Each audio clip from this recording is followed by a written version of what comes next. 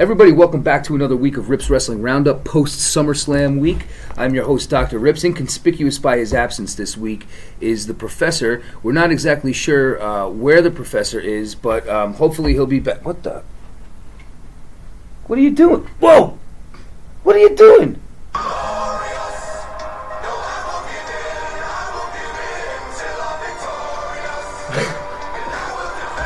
Jeez, man, that was some entrance there. I didn't think you were going to be here this week. Planned it all afternoon. Holy Christ. Well, clearly, I guess you were a fan of last night's happenings on SmackDown. What? Yeah, absolutely. It certainly was glorious. That was a glorious entrance, my friend. I need to step up my game, I guess. Well, we're back for another week here. We've actually only been gone 2 days. We gave you our SummerSlam review the other day. Now we're going to give you the review for the rest of the week, which was the Brooklyn Barclays Raw and Smackdown. Got the whole town on SmackDown. So what we were looking at was a host of different things. You knew you were going to get another crazy crowd, similar to what happens after WrestleMania. These guys coming from all over the country to see the event, and they stay so that they can see the Raw and SmackDown. So let's dive right in, shall we? So Brock comes out to start the show. Pretty much Heyman's boasting about him coming out of SummerSlam as the Universal Champion. But Braun Strowman comes out and confronts Brock, and what do we see happen? He gets wasted. Wasted. Braun ridiculously rips Brock, gives him a couple of power slams, leaves him laying. Takes his gizzard out and eats it. He might as well. It was very similar to Goldberg, really. To Indiana Jones. This is when he gets the heart ripped out. Goldberg. Yeah, well, listen, they're obviously trying to make it seem like Brock is an unstoppable force. Braun is an unstoppable force, even against someone like Brock Lesnar. What did you think of the opening confrontation between these two, which is now going to be leading to a Universal Championship match at No Mercy? What did you think? I thought it was cool, as long as the tables don't turn too quickly and Brock doesn't squash him in a match or something. No, I can't see that happening. What I did read, though, is that the plan now, again, for WrestleMania is Brock versus Reigns. So if that's the case, do they continue to keep the title on Brock until that happens, or do they get it back on him later in the year and let Strowman run with it for a little while, which means eventually Strowman has to lose it? Can they keep the title off of Braun that long, or anybody for that matter? No. Oh, you're asking me? I thought you were asking me. I don't know. I don't know if I was asking the people. I don't know if I was asking you. I guess I was just asking it. But my hand says yes. Shake the little magic 8-ball. I'm not so sure. Listen, I like to think I know what I'm talking about, and then it seems like when these events come up like SummerSlam, I probably got most of the card wrong, as did a lot of people. But I don't know. I mean, it seems to me like it would be a really cool thing to have Braun win the title, and especially from Brock. But does that take away from Brock? And then how does that measure up for the WrestleMania main event if they want to do Reigns versus Brock? They probably don't want to have Brock lose to anybody before Reigns because they want Reigns to be that guy that finally beats him. So what does that mean? Does that mean they do a bunch of disqualifications? Does he have a hard-fought match but beat Braun clean? What do you think? I don't know. I mean, as long as they have some sort of confrontation, I think it'll keep fans happy and interested. I guess. I mean, I personally would like to see Braun win the title. I think that right now he's probably the hottest guy going. Yeah. I mean, for sure. Yes. Yes. Finally. I think he is, and I think that right now everybody in WWE wants Reigns pushed, but you can't kind of push. I know I said, but you can't like kind of change what's happening organically. Same kind of thing that happened with Daniel Bryan. Right now, Strowman's the man. He's been dominating. The only real blemish on his record so far has been that stupid clean loss that we complained about to Roman months ago. Yeah. So where do we go from here? We're not sure, but obviously it's an exciting matchup. Definitely a moneymaker. I almost feel like the way that the card could be for No Mercy would be a better card than SummerSlam. Mm-hmm. I mean, right away. So you're going to have Brock against Braun. You could possibly, it seems like they're going to move up the Cena versus Reigns feud, so do they go with that? If so, that's a blockbuster match.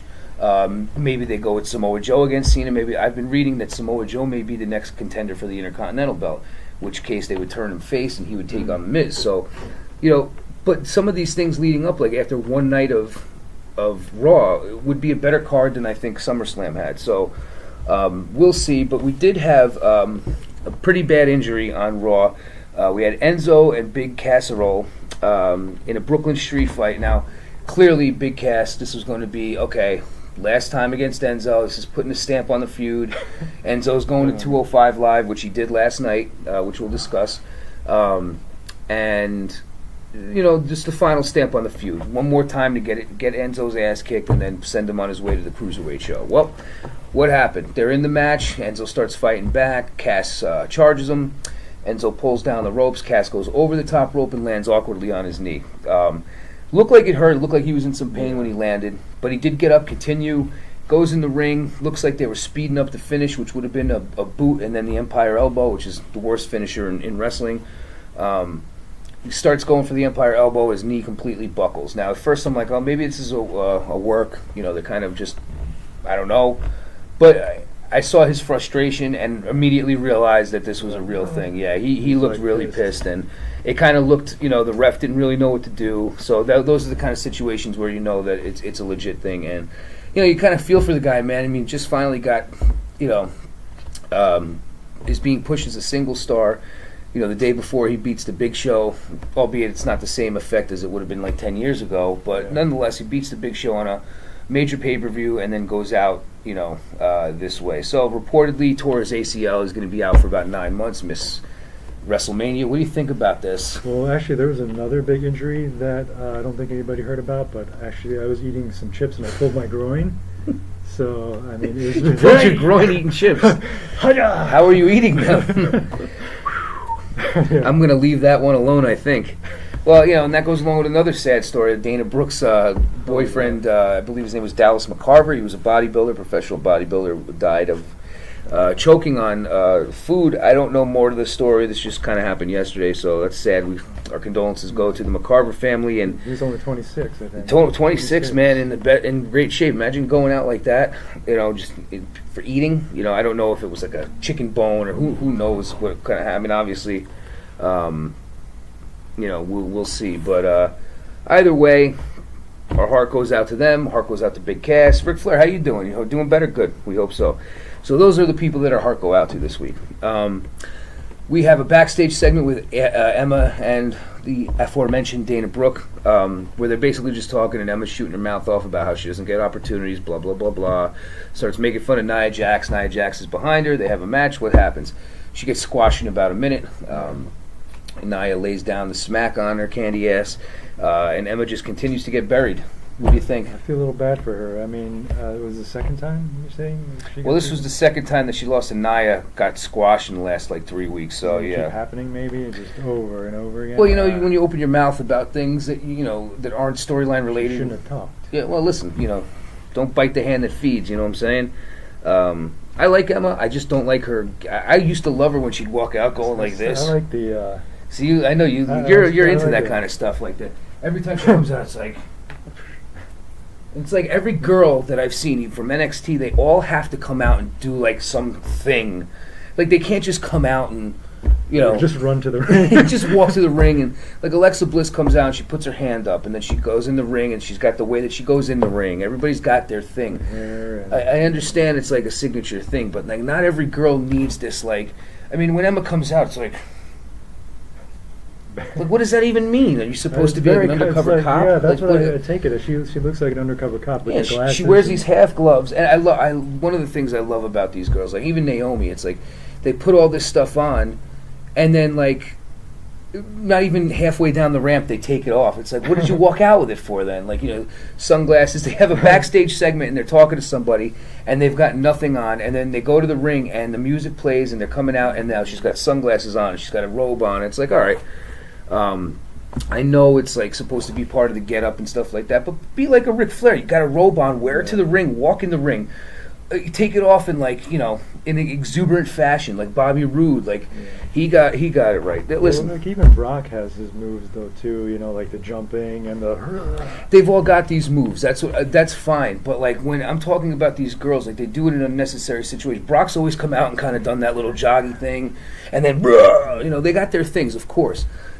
But I'm talking about unnecessary, just like they're doing it just to have something. It's not like a natural thing. Okay. Emma's bothers me, and I'm not sure why. Maybe that's more of the case. Either way, Emma buried, Nia Jax keeps moving on. We'll see if they ever do anything with her. Seems like she just destroys people, and then they put her in a match against somebody good, and she eventually taps out. So we'll see if they end up doing something different with her. Elias, who keeps just absolutely growing on me. Every week I think he's getting more confident, and he's getting better, and people are enjoying it. His songs are changing. They're getting funnier.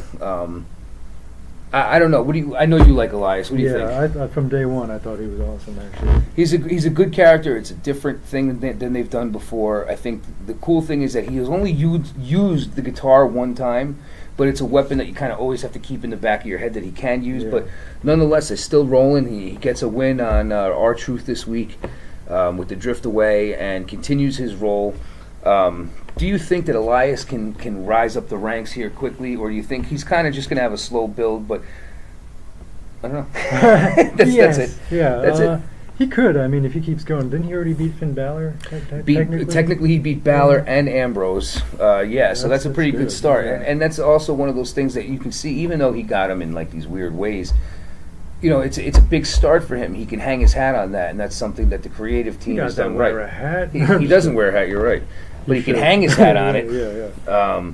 He could be a good babyface. I think he could eventually. I like the fact that he's abrasive right now, that he comes out and, he just, that's what'll get him popular, is coming out and making fun of people, but making people laugh. People don't care. If you come out and you're in New York and you're ragging on New York, people will boo, but if it's funny, I'll laugh. Yeah. You don't take it that seriously, but it's entertaining, and that's what the name of the game is. And the guy has got the look. He's got a good look. He's got a good body, the beard, everything. So he's on his way. He beats R-Truth this week, who's going nowhere, obviously. So there's a big announcement. Kurt Angle's going to have some celebrity whatever thing come on.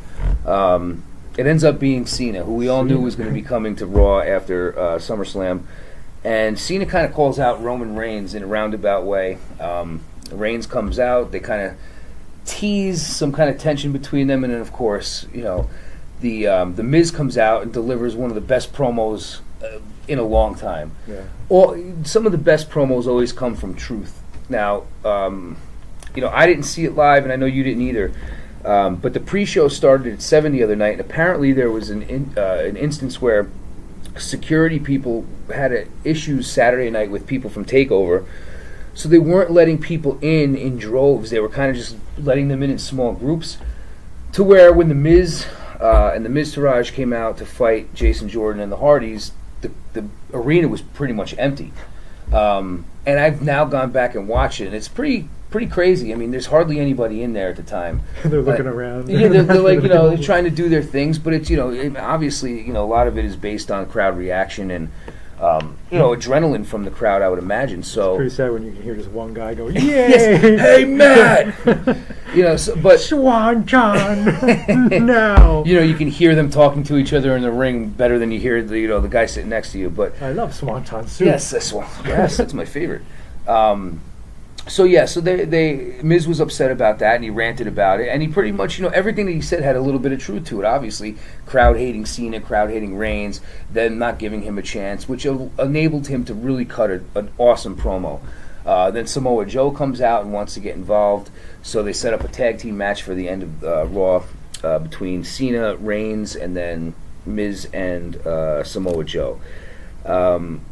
So then we have a 205 break, which actually ended up being an awesome match with a good finish. It was, I think it was an 8-person. Was it an 8-person match? It seemed like it. Yeah, I think it was. Cedric Alexander, Rich Swann, Mustafa Ali, and Grand Metalik versus Noam Dar, Arya Daivari, Tony Nese, and Drew Gulak, and that ended with an awesome lumbar check from Cedric Alexander to Tony Nese. To where I felt like Nese went like 5 feet in the air after he hit it. But a good finisher. Those guys work hard. I just wish they'd have some better kind of, I don't know what, but something better. They call it the snoozer weights? Is that what they call it? Please.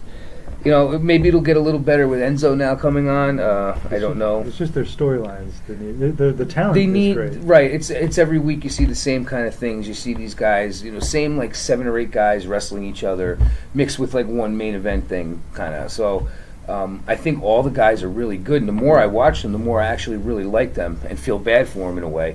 Tozawa actually had a match with Neville last night, and Neville Neville regained, and that's when Enzo came out.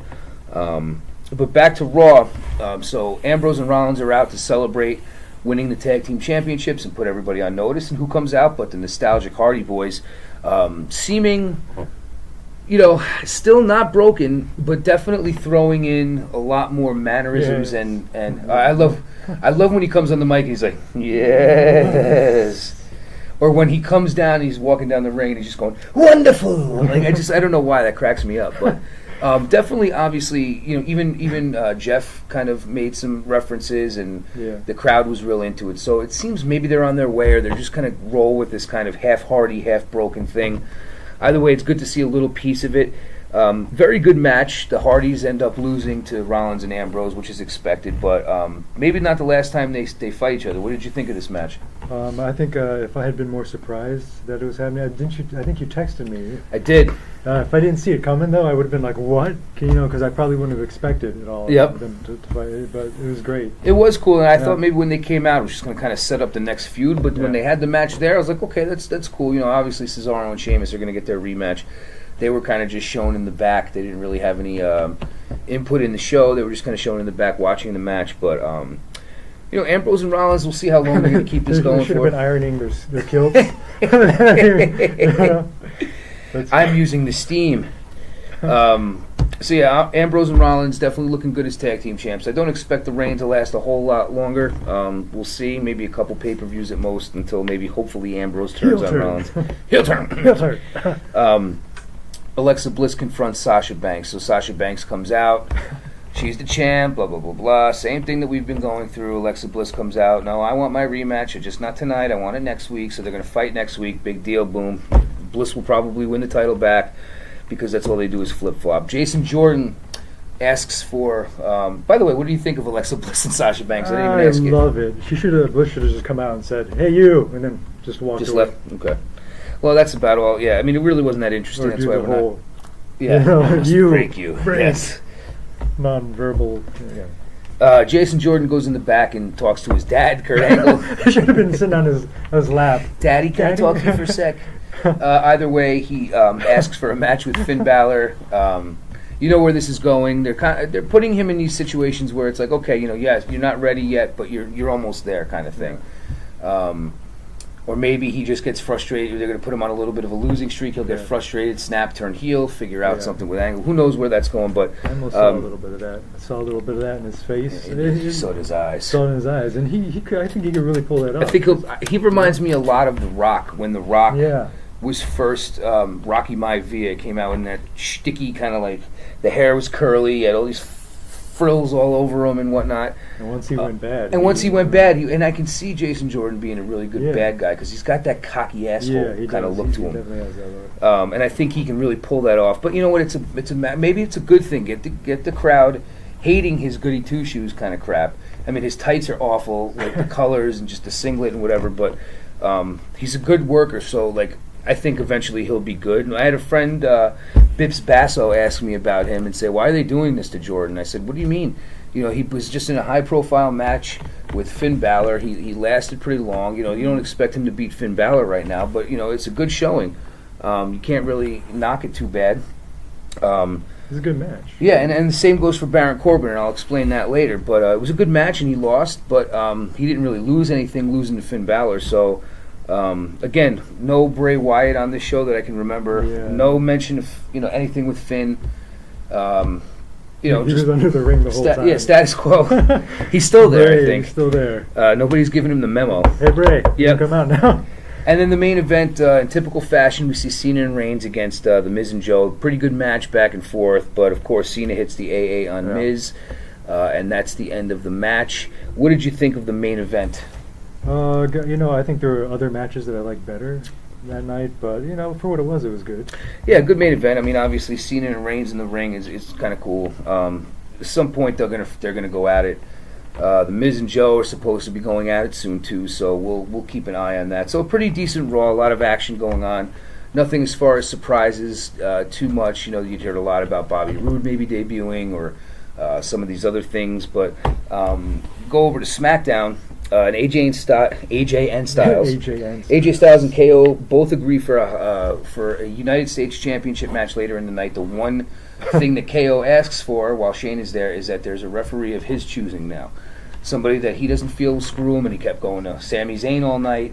You thought maybe him and Zayn might, rehash an old thing going, their friendship, and maybe Zayn would do it. He doesn't do it. He has a funny interaction with Breezango in the back, who's definitely growing on me too. I'm not sure exactly. Fandango, the way he just the way he talks, cracks me up, and Tyler Breeze too. I mean, it's a funny thing going on with those guys. I just wish they'd wrestle now. Yeah. Get them in the ring. Nonetheless, it ends up being that Baron Corbin is the guy that that KO finds to buried Corbin. Buried Corbin, yeah, pretty much. So we'll talk about that matchup a little bit later. But the lights go out. Aiden English is in the ring, so he's singing, and all of a sudden the lights go out, and I'm going. You know that Bobby Roode is coming. It's been all the speculation. There's pictures of him at the arena. They're testing out his Titantron in the arena beforehand, so it's kind of coming. But I thought maybe it would be to interrupt. First of all, he's been a heel in NXT. He's been the best heel, and he was just a champion. So you're thinking maybe he's going to come in and interrupt like an AJ Styles or somebody. And that was in my head. I'm thinking all day, who can he interrupt? Who will he kind of be put with right away? The most sense to me was AJ Styles. So I'm not thinking he's going to have a match, though, right away. Like most guys, when they debut, it's not in a match, especially like high-profile guys. It's kind of like out of nowhere or whatever. But nonetheless, the lights go out, and you hear that little piano play. And right away, I was in my kitchen making dinner, and I had to stop what I was doing. I kind of marked out, and my girlfriend's looking at me like I'm nuts. But she knows the song because it's one of my ringtones, and Bobby Roode comes out. What did you think? Because I know you're not a huge NXT watcher. You hear me talk about him all the time. You know the song. What did you think of actually seeing Bobby Roode come out and his whole shtick, his get-up? What did you think? I thought it was very reminiscent of Flair. Very much so. With the the old school robe and everything. Yep. But it was definitely, that's a great entrance. Yeah. It's like he's in a giant microwave. Just spinning around. It should have the microwave. Beep, beep, beep. The thing about Roode is that he was a great tag team wrestler in TNA, paired with James Storm. They were Beer Money Inc. They were multiple time tag team champions. He broke away from James Storm, became champion there, and had a good run. Never really had like a real character except for like a cocky kind of guy, which is sort of what his character is now, except it's amazing what just a little song can do. Yeah. And this song wasn't even originally made for him, and this song has become his entire thing, which is going to propel him probably beyond what he ever thought he could do.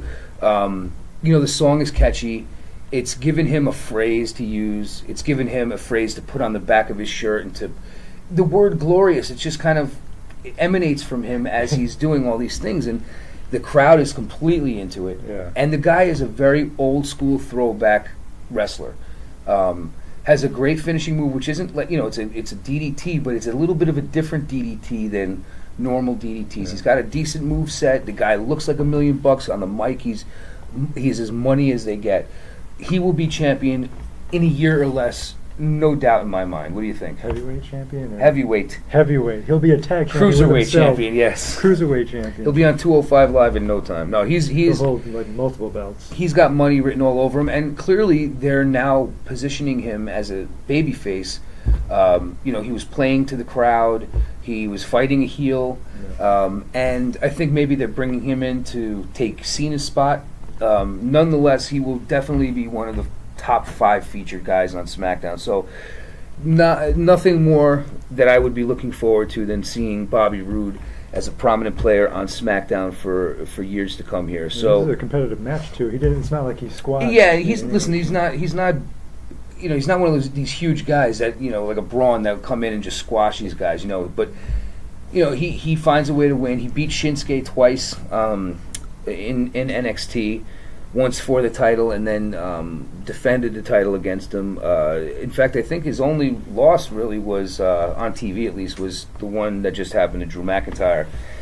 Clearly won't be getting a rematch now that he's on the main roster, so kudos to Bobby Roode. Congratulations to him for being on the main roster. He'll never lose his spot, I can guarantee you that.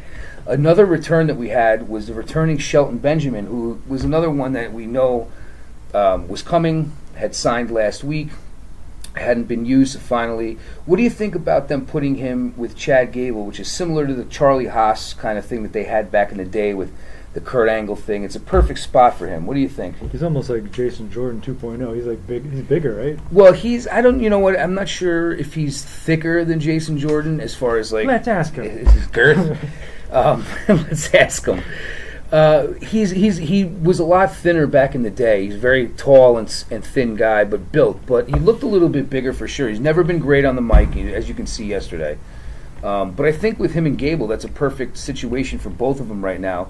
Although I can also see him coming right in, being put with Gable, and then turning on him right away just to kind of establish himself as a heel. It almost seems like the big dog with the little yap dog. Right. And so, I mean, Gable looked almost like too pumped up for it. So we'll see what happens. Either way, it's great to have, listen, the more people, the merrier, especially talented guys like Shelton Benjamin. So they will debut next week as a tag team on SmackDown. We'll see what happens. Now, in another part of the night where I thought they're in Brooklyn, home state of this man, the Hype Bros come out, and I'm thinking, okay, the Usos are going to come out, lay them out, and Ryder is going to turn on Mojo here in New York. Didn't happen, but the Usos definitely did beat the Hype Bros. What did you think of this one? I thought it was cool to see them. I mean, I kind of like the Hype Brothers, but I was thinking Mojo must be like a nightmare at like drive-through takeouts. You know what I mean? Like like let me get a McDouble. Yeah, I'll take a number 2, and I want nuggets with sauce. Yeah, sir. Can you repeat that? Hello. Can I take your order? Yeah. Either way, the Hype Bros going nowhere. The Usos cut a small, short promo afterwards where it's not paranoia, it's the Uso. But either way, those guys can keep rolling in my book. I don't know if they're going to do anything with the New Day. New Day was not on SmackDown this week, so we'll see what happens. I think they should make the belts bigger each time we see them, like just until it like takes over their whole body. Until they both have to carry one. Shinsuke Nakamura gets a little retribution from Daniel Bryan. Daniel Bryan says to him, I'm gonna put you in a handicap match so you can take care of the Singh brothers. Singh brothers clearly not prepared to fight as they come out to wrestle in their shirt, pants, and shoes. Jinder is at ringside, but Shinsuke handles them both pretty nicely. He hits some kind of a rolling triangle submission after he gets one of them in the leg hold off the top rope and submits him, and then Jinder comes in and hits. Did he hit Shinsuke from behind?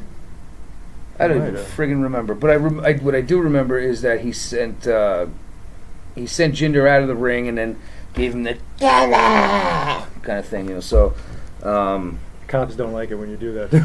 No, I don't think so. But either way, I guess they're going to keep this feud going. Maybe another pay-per-view or so. Shinsuke, Jinder.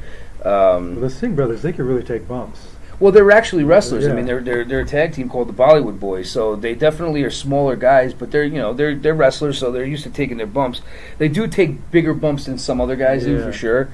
But they're definitely used to it. I'm surprised they haven't actually wrestled yet or had like a 6-man tag, Jinder and the Singhs versus 3 other guys. But they should have like some superfluous match where they fight each other. It's like Singh brother versus Singh brother. Nobody wants to see it, but and have it be like a 40-minute draw, like time limit draw. Super. I gotta look that up. I gotta practice for next time. Yeah, that's a good one. We're gonna work on that one. You're the professor. If anybody can do it, you can.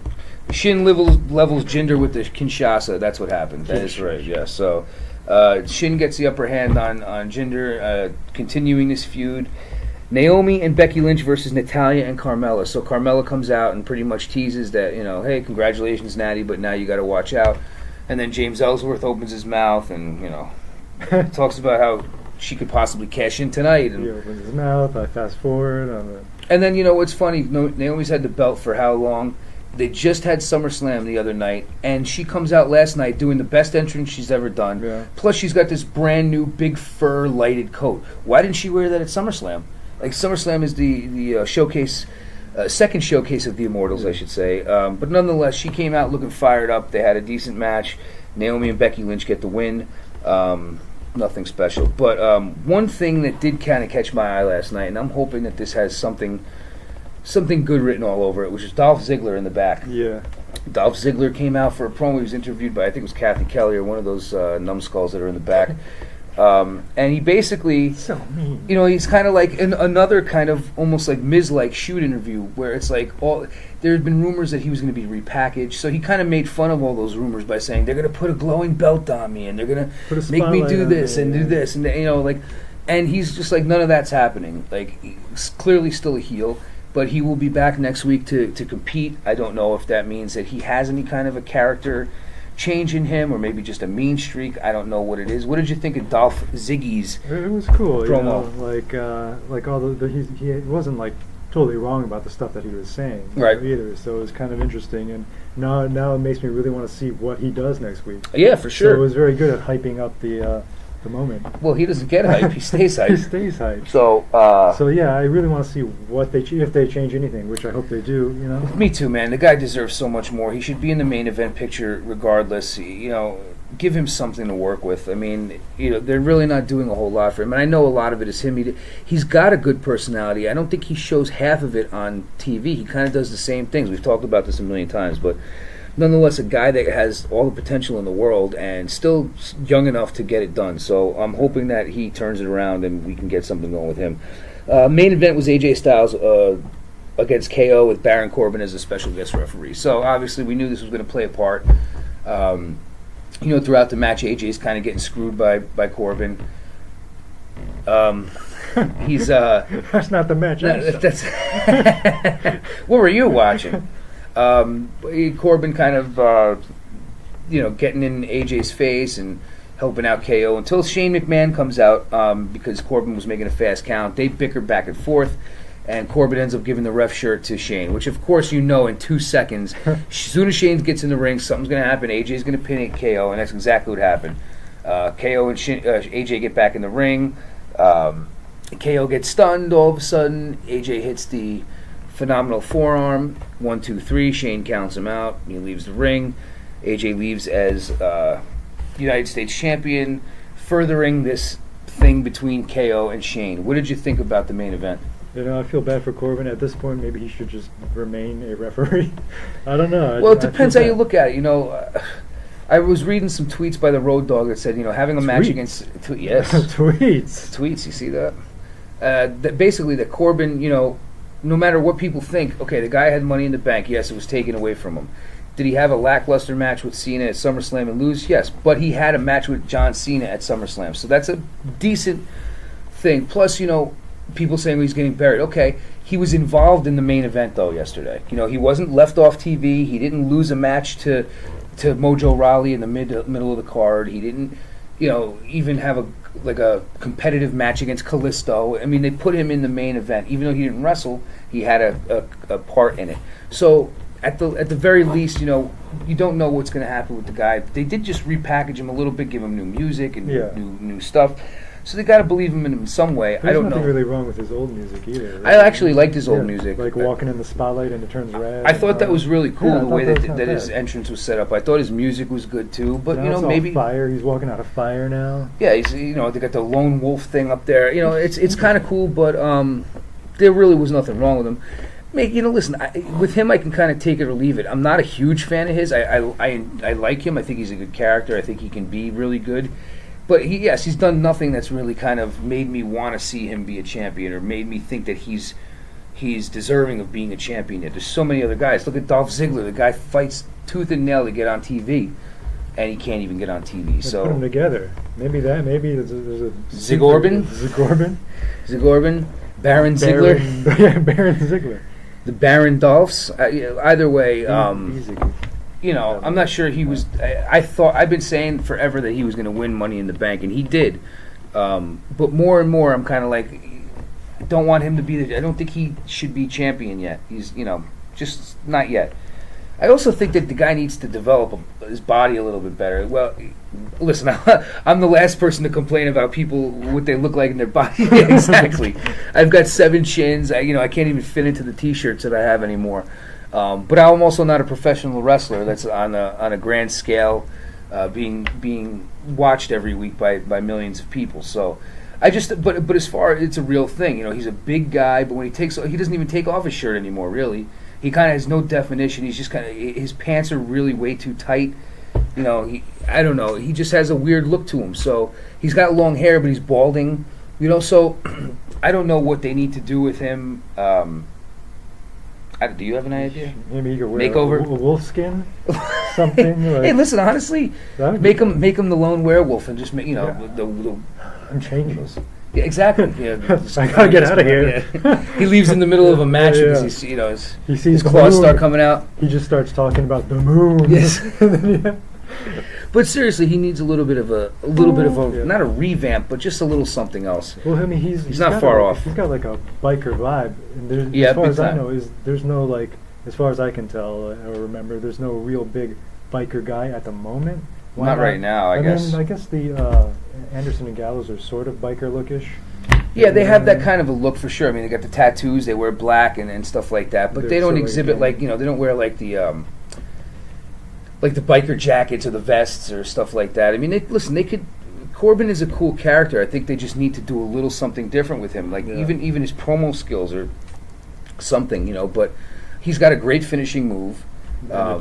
He is a good wrestler, and he's got a decent look. He's just got to do something to it. Either wear a shirt all the time or get a little I don't know, something. They could do like a really good angle with maybe I'm not saying turn him into a babyface right away, but have his backstory where now he's a lone wolf, obviously, but what if he was part of a pack before and the leader kicked him out, or there was some sort of, what if the leader was this big badass that actually could kick his ass? His name is Braun Strowman. Yes. Somebody that big, and just see how that. If Kurt Angle can be Jason Jordan's father, I mean, they can have some kind of an angle like that. Either way, it's not that I don't like the guy. It's just I think more and more as I've seen time go on, there's just if they were to have him be the champion, if he beat, let's say Shinsuke won at SummerSlam and he beat him, I think he would be a less valuable champion than even people see Jinder right now. Because at least Jinder, he's got the look. He's got that foreign thing, but he's got that foreign rich thing. Almost like when JBL was a champion. JBL was a tag team guy forever, and all of a sudden, here's this guy that's been in, John Bradshaw, Layfield, Justin Hawk Bradshaw, in the Acolytes forever. All of a sudden, he puts on a Stetson hat and a suit, and he's a totally different character, and he's the longest reigning SmackDown champion of all time. So I feel like a lot of Jinder is that, but he's just kind of catering to the people. He's the spokesperson for the Indian people, which is a cool gimmick. The only problem with Jinder as a character is he was a jobber for so long, and he's champion now, but every time he wins, it's because somebody helps him. Yeah. He cannot get They brought it up, right? Yeah, they did. They brought it up backstage. And it's get the guy a win. Get him a couple wins. You wanted the Sings to interfere. Do it in a different way. Do it on SmackDown, not on a pay-per-view. Get him a big-time win. That will make him more relevant and more believable as champion. He would do a better Colossus than he did it. That was just ridiculous. The Colossus. He cost it himself. The as you called it on last week's show, the colossal failure, which is exactly what it was. Honeyham. But either way, so that was the happenings on Raw and SmackDown this week. We want to hear what you think. We want you to hit us up on Facebook at Rips Wrestling Roundup. We want you to email us at, what's our email address? It has something to do with Come Get Some. Yes, it's comegetSomePod@gmail.com. We also want you to follow us on Twitter at... We don't have a Twitter right That's now. right. We got shut down because we were too popular. But we definitely want to hear what you think. Just definitely follow us on Facebook on Rips Wrestling Roundup. Write us a comment. Let us know what you think. If we're also on YouTube, Come Get Some. Find us there. We are all over the place. We are huge in India. We are huge in India and Bridgeport. So those are the two spots. But yeah, man, we now they can triangulate where we are. Damn it! Coordinates are 33 due south. Longitude. Yeah, but we enjoy doing this for you guys. We want to hear your feedback. If you think we're right, you think we're wrong, we think I'm fat, that's fine. We just want to hear it from you. Lets people know that they're watching and that they're enjoying us. So before we leave for the week, any thoughts on the rest of the week's wrestling happenings? No, but I do have an idea. I think that when Braun becomes babyface, or even now, they should, like how they sell the Enzo hair, just sell like these beards. I want to see.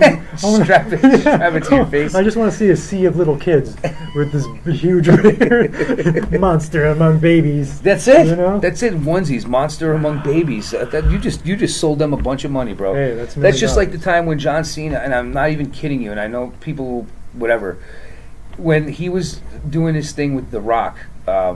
And The Rock was like kind of not on TV, but like everything he did was via satellite. But his catchphrase was "I bring it" or "Just bring it," and he had a shirt that says "I bring it." So I wrote John Cena on Twitter. I was like, "For your next interview, you should be wearing a shirt that says "I bring it," and the back should say "via satellite." And I swear to God, the next day on Raw or the next 2 days, whenever Raw was, it was like a few days after, he had a shirt that said, "I bring it via satellite." And I wouldn't leave him alone on Twitter, and I kept writing, "Why don't you just give me recognition for this? I'm the one who gave you the idea." That's awesome. I'm sure 9,000 people wrote him the same thing, and I'm sure, whatever. It was a younger day of mine. I wasn't the same adult as I am now. He's ducking you. You're on the list, and he's ducking you. Listen, I can't see him. That's for sure. But, well, that's all we got for you guys this week. As we said enough, I think. But like I said, follow us wherever the hell I said before. Get in touch with us, write us, do whatever you want. Watch the video, share with your little friends, and look for that Braun Beard, Monster Among Babies, coming soon. That's right. For Professor Chewie, I'm Dr. Rips. Thanks for joining us on another week of Come Get Some Rips Wrestling Roundup. We'll see you next time. Booyah! Where's stop recording? Here it is.